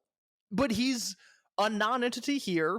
It doesn't look like the New Japan thing will happen. I don't know if that was ever in the cards, but it was certainly something that was talked about. I mean, I know people that are not connected to Dragon Gate that were asking me if Eita was going to make the jump to the Super Juniors tournament, because it seemed like the writing was on the wall there. I don't know what the next 5 years of his career looks like. It just doesn't make it. None of it makes any sense unless he really battens down the hatch and says, I'm a Dragon Gate wrestler, but we just had the opposite of that. There's no chance he's turning back the clock there.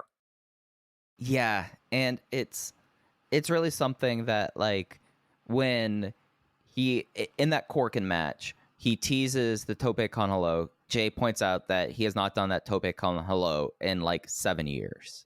When that was like such a trademark, like we do need to take the step back and recognize that he wrestled pretty much for 12 straight years, not taking time off, and that accumulates, and it's necessitated a change in his ring style, and some of that got a little bit tiresome with his heel run, but some of that was necessity at the end of the day, and maybe there's a fact of his aging and picking up these dings, these dents, that maybe a little bit of it is seeing how the house styles change. And maybe I'm reading too much into this. I fully admit that. Like, who's to say that this person has this like existential kind of thing? But maybe it's something where like he sees the young guys and goes like, I don't want to do that anymore. You know? Well, it's certainly, and I forget who made this point. I apologize because it was such a good point, but just on a human level, you think about, the way humans are motivated. And again, the closest companion he has in this company from a lineage standpoint, from a time of service standpoint, is Maria. But T-Hawk is gone, and Ishida's gone, and Yamamura's gone, and Lindemann's gone. And so Eita's, he's fucked. He has no generational companion to even motivate him to do anything. And he lost to Yoshioka last year. That was kind of the last thing on the checkmark box. So he exists. He just exists in this nebulous void. And I don't know where to go. To your point, I'll bring this up real quick.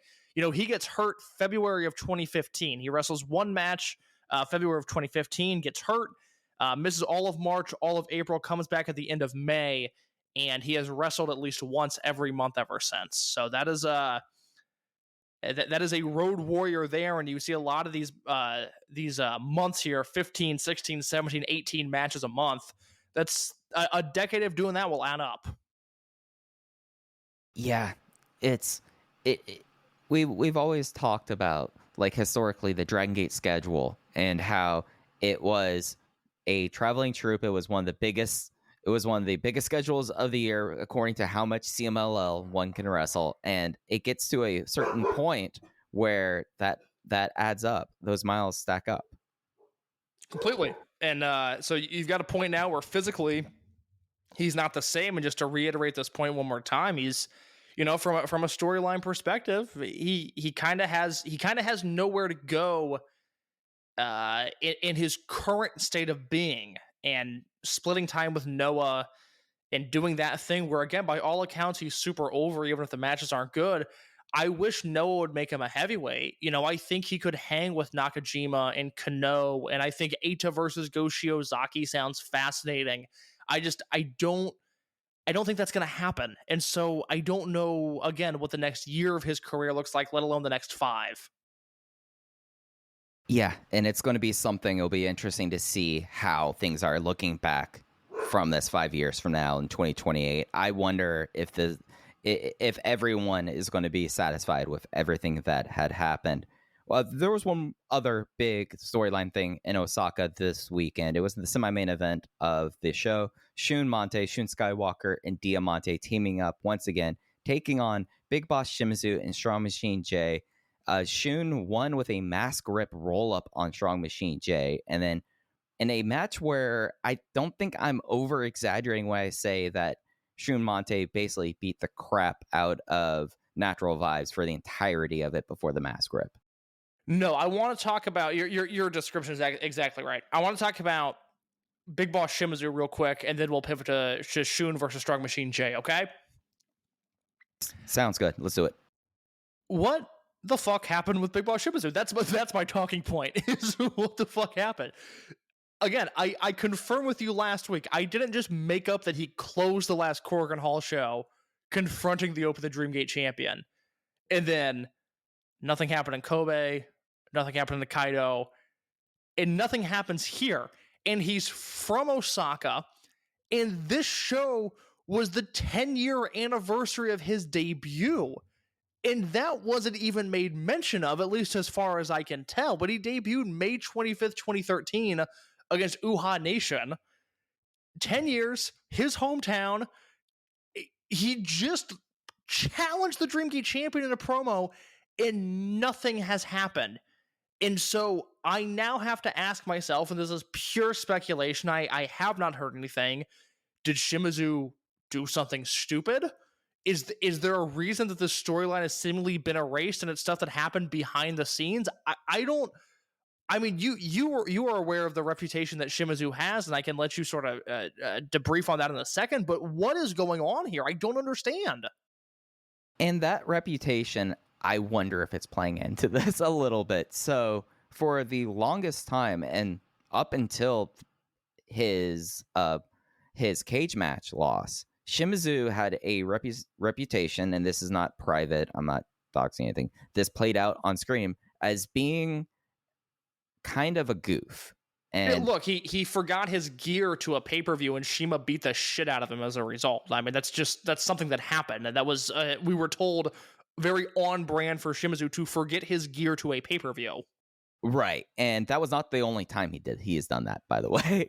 like that was an issue, and it was said before that Shimizu is known as the person who does not read the room, and I'm wondering if that it could have been a little bit of, oh yeah, no, we want to have someone else step in there, and then Shimizu's just not reading the room. But I also don't think that he would have gotten up and just cut a promo like that. But no, it has to be... I'm wondering if something happened after the promo was cut. And again, I know nothing. This is just I'm trying to put a puzzle together, and I feel like half the pieces aren't in the box. Right, and it was something that maybe it could have been, okay, let's go Shimizu for Kobe World, and then they took a step back and says, like, maybe this is something this isn't a Kobe World main event. We can go with Yoshioka here. That's more of a Kobe World main event, and we can do the Shimizu thing later this fall. Well, that's the alternative, is if we're under the assumption that King of Gate is going to be, let's say in July, they've set themselves up nicely because Shimizu can win King of Gate and he can headline Dangerous Gate. And I think Kikuta versus Shimizu is a worthwhile pay-per-view main event that's not for Kobe World. They could very easily just be playing the long game here, but we've seen enough of Ryo Saito's booking to know that's not normally how he books. And man, that's just not the way that it was set up in May. But crazier things have happened. Maybe Shimizu has a really big summer based off of that promo at the end of the May Korakuen show. Yeah, and I mean, you could have him be King of Gate, and that's not always saying that you're going to be the immediate Dreamgate champion. Like, and you could be. I don't think he would. I don't think he would win the belt. Certainly not. Yeah, no, like there's justification that he could be a King of Gate winner and immediately get dunked on. I mean, Kiki Horiguchi, that happened to him, and he wore a tank top about it for a full year afterwards. I think it'd be a great place for Kikuta to go post Kobe World, because as of now, with the little build that I've seen, I'm convinced Kikuta's winning. I think he should win. Again, I have the right to change that opinion coming out of these Korakuen shows, but I'm sure Kikuta's retaining at World, and I do think Shimizu at Dangerous Gate, especially if they're doing King of Gate out of that tournament, hey, that's a good main event. That's something I can get into. Shimizu was a great sort of second tier challenger, and it made me start thinking about the current Dragon Gate roster, and with certain guys out of the country, with certain guys hurt, I started looking at just the way the units are laid out, and I have a big picture question for you here. I know we're 90 minutes in, but I want to go a little bit longer because I wanted to ask you if this is the most top-heavy the Dragon Gate roster has ever been. There seems to be a clear line between these guys are the stars and these guys are not. And Shimizu and Dragon Kid are almost on an island as the only middle ground on this roster. Yeah, there's like no upper middle class now. Like that's the way I kind of look at it. That there was a time period not too distant in the past where very easily you had people like this was the class of which Susumu Yokosuka basically spent his entire career, you know, like, and there's just not that much of an opportunity. Maybe there is an argument, at least not amongst the international fans, but at least locally and within the company, that KZ probably deserves to be on that tier versus being a full-fledged like super main eventer, you know, like that's an interesting argument. Yeah, because it's this is a role that, take a look at Dragon Kid. Dragon Kid never won any of the top titles in Toryumon or Dragon Gate because he never had to. You could constantly build him up, beat him down. They spent 3 years basically setting a groundwork that he was able to do into 2023. Like you have a role there that develops over time almost. And I wonder that they have been kind of backdoor doing that timing for KZ. Yeah, that's certainly an interesting argument. I still think KZ would be benefited by a Dreamgate run. I just think that window is closing. I don't know if it'll ever happen, but I'm certainly rooting for it. Let me ask you though. I mean, who are the upper mid carders on this roster? You know, if you want to throw in KZ, sure. If you want to throw in Dragon Kid, sure. I think there's a part of the international audience that overrates the popularity of KZ and underrates the popularity of Dragon Kid. So for the sake of the argument, we'll just throw them both in the bucket. So I would put Shimazu in there. I'd put Dragon Kid in there. I'd put KZ in there. And I guess I'd put Strong Machine J there now? Well, maybe? Well, Strong Machine J is Big Six, and that changes everything. Okay, yeah. Would you put Diamante on that list? Yes, right now, absolutely. He is upper mid-class. Okay. Dragon Daya, upper mid-class. Nah, I look at him as a star. I look at him if above that dividing line. He's in D Courage. I think that really matters. I just, I think that ceiling that he's been able to break through, that there still is like that top line ceiling that I'm going to wonder about for him. Other upper mid-class guys right now, it gets kind of after my suggestion, Daya, Hulk probably upper middle class right now, although really he should not be considered that, but just because of Big Six, former Dreamgate champion, former top guy, you can't dip that low, I would say. I'd put him below just because of his box office numbers, but I'm not going to fight that too hard. That totally fair there. And you kind of get to a point where, is Masaki Mochizuki in that class now? No, I would, if we want to break down M3K, I would put Masaki Mochizuki above the line of being a star. I would put Kanda and Susumu Mochizuki below the line. Susumu has everything after the Kai match last year. He's finally fallen out of the spot that was his for so long and is now in that mid-card, lower mid-card. Still important, still a legend, still has respect, but just... It's like with that loss against Kai, it's like they sucked away some of the luster that he had. Yeah, no, and I largely agree with you.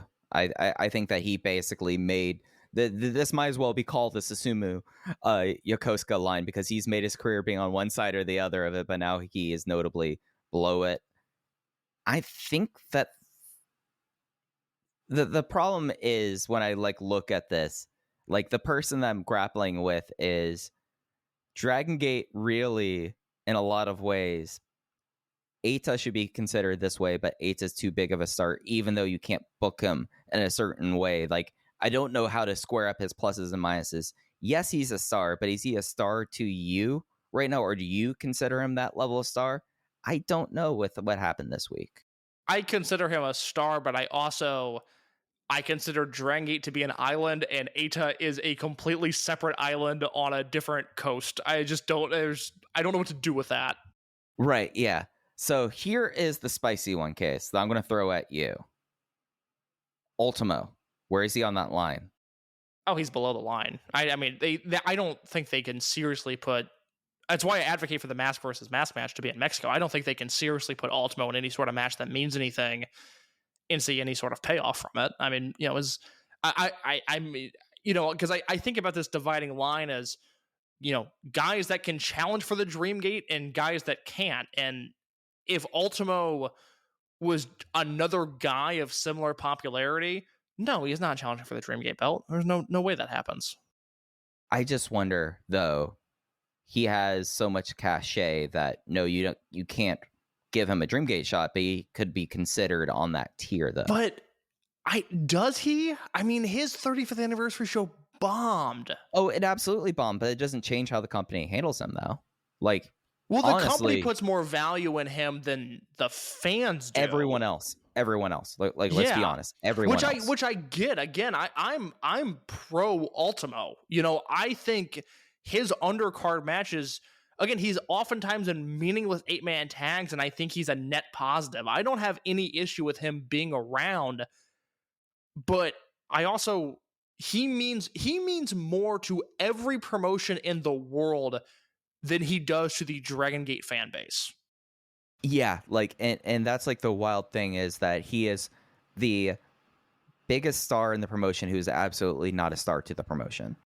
I don't know if there's ever been somebody in that scenario before where Right. It's fascinating. yeah, they're a legend, and I understand why Dragongate treats him the way that they do, and I think they should. I think I would be in a similar position if I was booking the company. I would have Ultimo doing a very similar thing to what he's doing now. But it's weird because who gives a shit, kinda? Oh no, you're entirely justified in saying who gives a shit. Here is one that I think that I can see the argument either way. Naruki Doi. Doi's a star. You could headline any show with Doi, and I think people would come to it. You see, I don't know if he is anymore. I think they maybe made that conscious decision that they don't think he's a star. I don't know. His crowd reactions are pretty big, and they're putting him in big matches. I think they still consider him to be a star. There's a reason they are keeping him around on the deal he has, and not just saying, okay, you can go be an All Japan Pro Wrestling guy. You know, they want him around. I'm under the impression he has the same kind of deal as Kenichiro Arai does, but you can tell the difference there. Yeah, but they're not booked the same. Right. Exactly. Okay, well that's an interesting question for the Discord.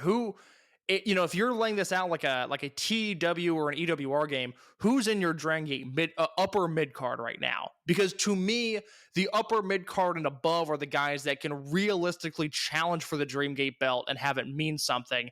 And I haven't sat down and drawn out that list, but I think that list is smaller than it's been in a very, very long time. And I think there's talent on the roster. I think there's depth on the roster.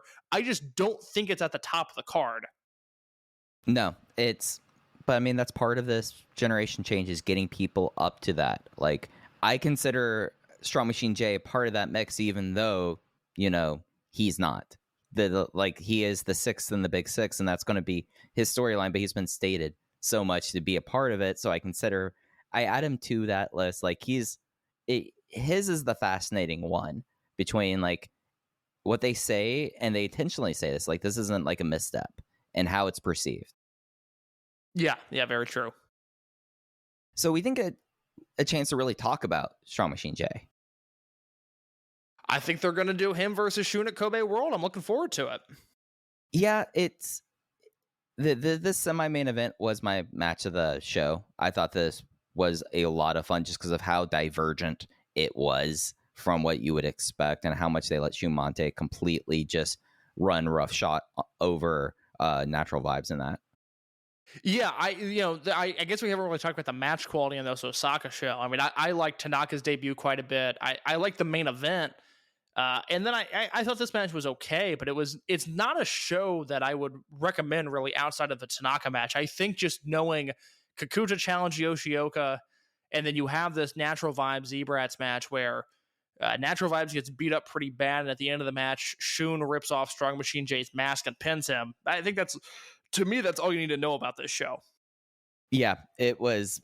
I went 3 3/4 for this one. I was fascinated with the whole brawl, and just like this had a different tenor than typical Zebrats match, and then also really typical Shumante matches. I thought that Strong Machine J looked great selling. I thought that Shimizu did a solid job as well, and I thought that it's something that this match is just very kind of different, and that left an impression on me, I'd say. Look, I think it's a credit to Shun. We're seeing him, nearly 3 years after his return from Mexico, and he was very interesting before that excursion, but he's continued to do unique and interesting things ever since November of 2020. You know, leading Masquerade, he had all of those great matches. He has post Dreamgate Masquerade, where he's starting to turn on his friends, and it leads to the mask versus mask match where Dragon Dia loses the mask. And that was, you know, Shun just being this brilliant storyteller. You see him go full heel. You see him and Shun Monte have a great summer last year into this Dreamgate run this year. And now coming out of the Dreamgate run, you know, I had a lot of questions about what Shun would look like without the title, you know, still being crazy, still being demented, still being Zebrat Shun, but losing the main world title in the promotion. I go, okay, well, that's a step down for his character. I wonder how he's going to react. And he's gone straight into this program with Strong Machine J. It's another new layer for him, and it's another situation in which I think he's knocking it out of the park. Yeah, and it's something for him, like, in a lot of ways, this Shun Strong Machine J storyline is interesting in the way that, you know, Strong Machine J being the sixth of the big six and Shun with his character, it's him doing this when this match, in a lot of ways, felt like it was like a message to Ultimo in a way. And I mean, Diamante grabbed the microphone right afterwards and just cut a blistering promo, ending with him like shouting "Mano a mano, he wants a match." And I thought that this Shun doing this kind of in a secondary role, I thought was really fascinating as well. Yeah, I agree. So I'm into this. They will have a singles match at the upcoming Cork and Hall show, the second of the two. And Mike, or the first of the two. They're going to wrestle on Thursday. And Mike, I think it's time we talk about these Cork and Hall shows real quick.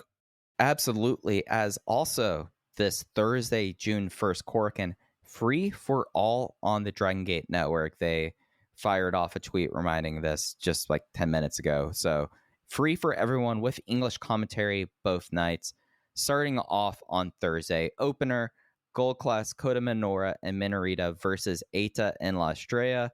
Match 2, Jason Lee, UT, Jackie Funky Kamei and Natural Vibes versus unaffiliated veterans Genki Horiguchi, Sachi Hokoboy, and Kagatora.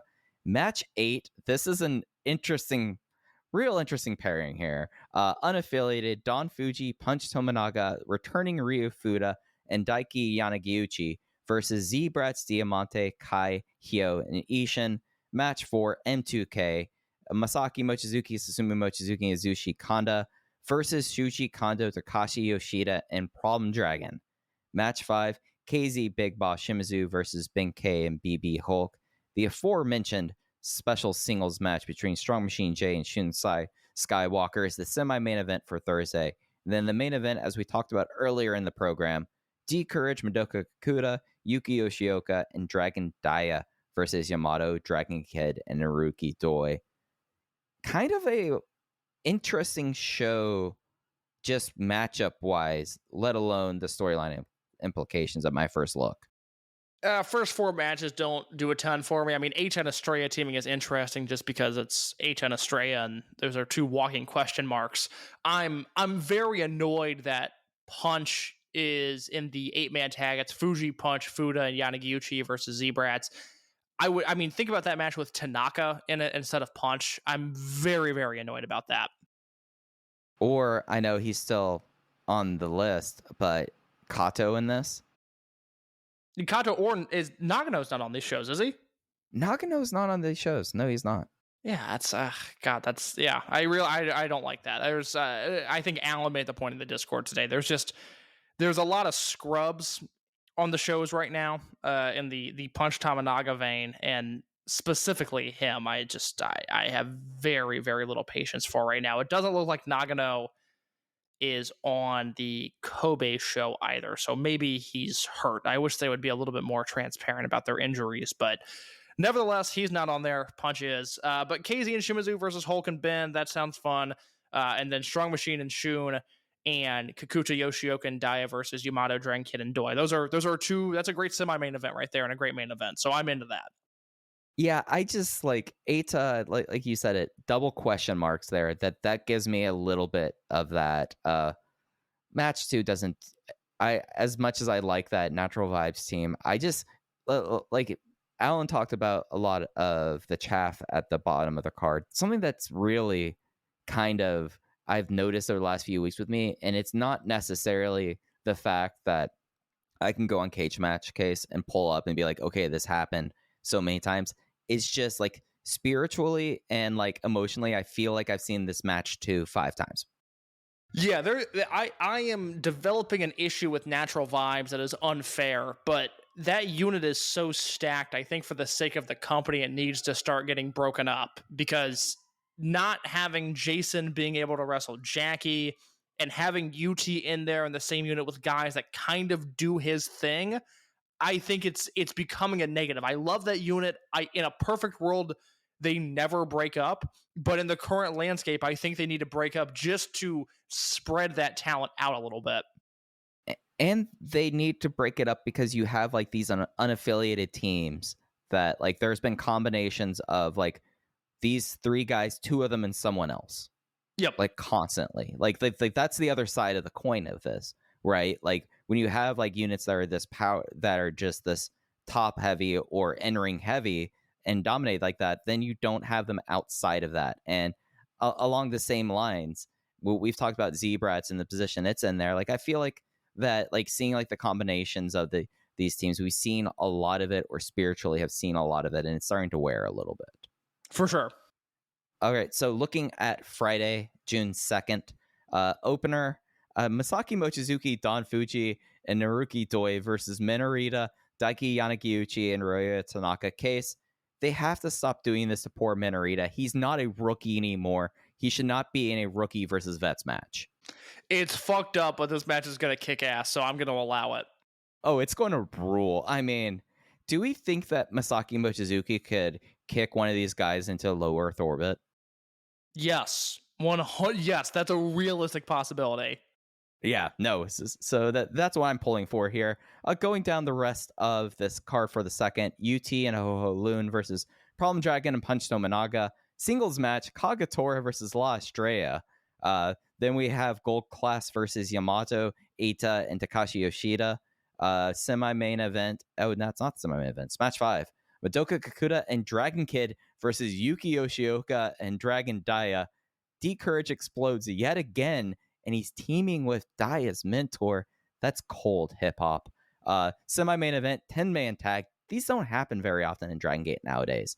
But 10-man tag, Natural Vibes, KZ, Big Boss Shimizu, Jason Lee, Strong Machine J, and Jackie Funky Kamei versus Shun Skywalker, Diamante, Kai, Hyo, and Ishin. And the main event for the Open the Twin Gate title is Kongo, Noah's Kongo, Kano, and Shuji Kondo defending against Dragon Gate's original tag team, Susumu Mochizuki and Azushi Kanda.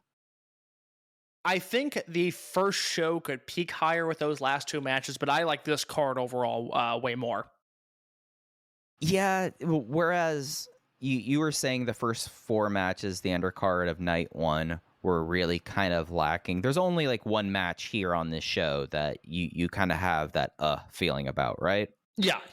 In the UT Ho-Ho Problem Dragon Punch, that'll be quick. That's, one of those a show when they lump them all together. That doesn't bother me. That match will be 4 minutes. Ho-Ho and UT will look good. Problem Dragon and Punch will look like Problem Dragon and Punch. We'll move on with our lives. That doesn't bother me. Yeah, and we're going to move on right into Kagetora versus La Estrella, the giant question mark of a matchup of the weekend. Yeah, so let me ask you 2 questions before we go. 1, who wins the Twin Gate match? I think it's you have sold me over the months that Mochizuki and Kanda should win it here. Okay. You think, okay. I think Kongo's going to win it, but go ahead, sell me on M3K. Because my idea has always been Kano and Kondo wrestle the Mochizuki's father and son at World if Junior's healthy. I think we just go straight to that and just have that as Mochizuki. I think we have the M3K thing.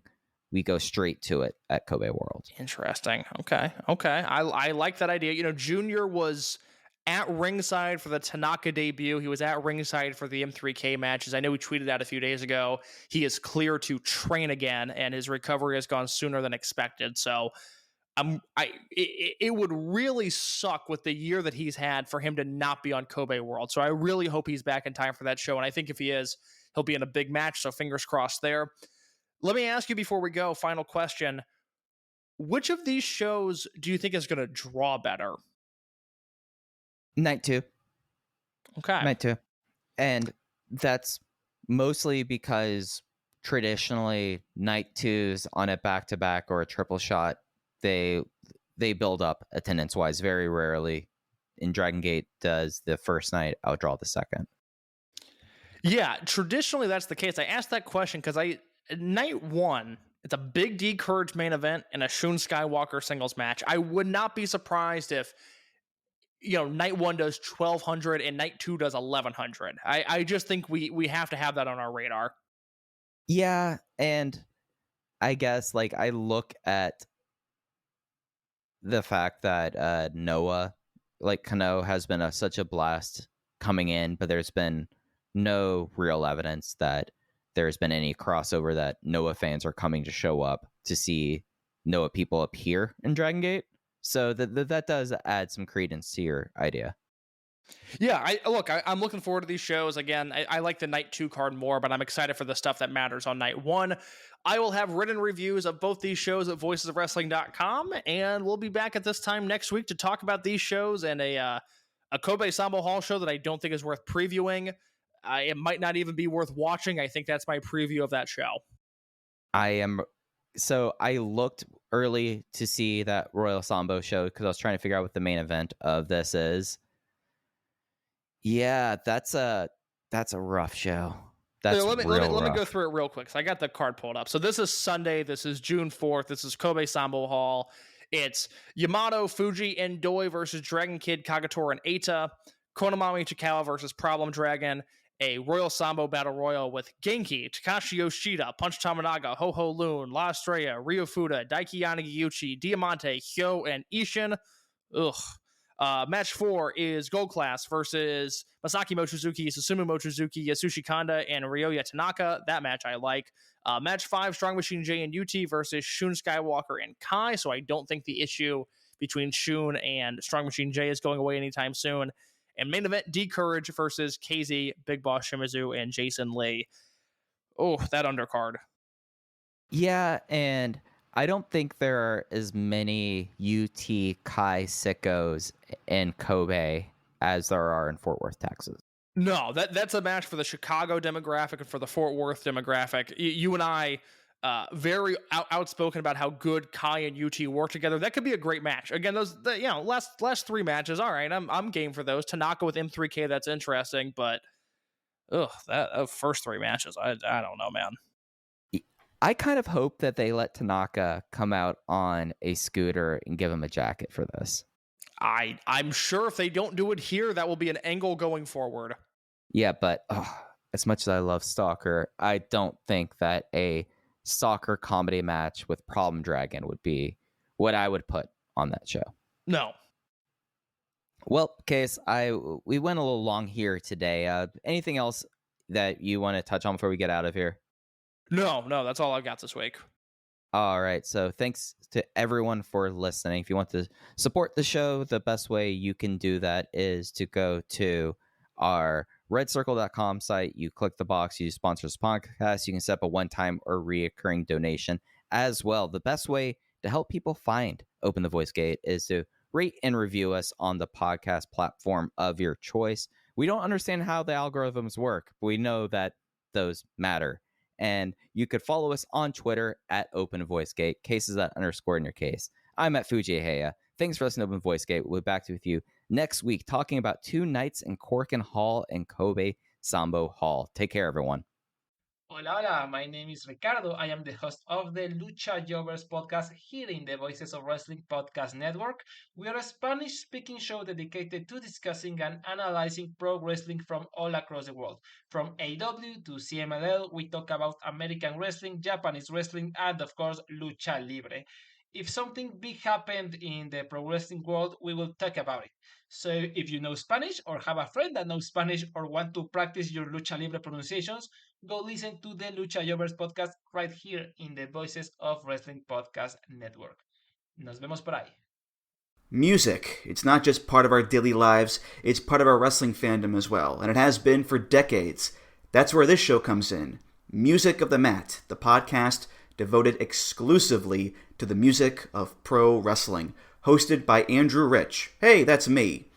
Each episode delivers a different topic with a variety of great guests, fun conversations, musical analysis, and of course, a heartfelt pun or two. New episodes drop every other Tuesday on Apple Podcasts, Google Podcasts, Spotify, or your podcast app of choice. Check out Music of the Mat only on the Voices of Wrestling Podcast Network. When you download the Kroger app, you have easy access to savings every day. Shop weekly sales and get personalized coupons to get the most value out of every trip, every time, whether you shop in-store or online. Download the Kroger app now to save big. Kroger, fresh for everyone. Must have a digital account to redeem offers. Restrictions may apply. See site for details. Save big on your favorites with the Buy 5 or More Save $1 each sale. Simply buy 5 or more participating items and save $1 each with your card. Kroger, fresh for everyone.